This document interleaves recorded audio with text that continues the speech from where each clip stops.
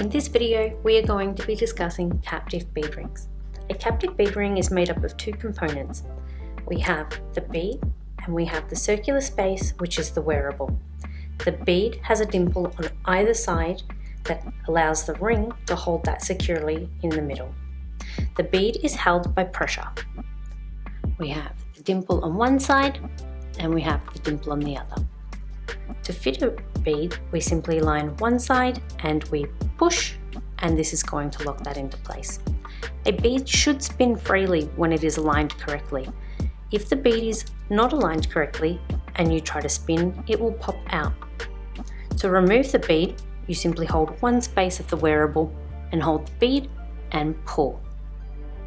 If your bead isn't fitting securely, you may need to adjust the ring by tightening the gap.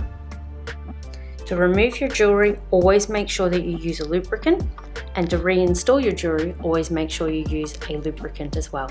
A water-soluble lubricant in single sachets can be purchased on our website with our installation kits.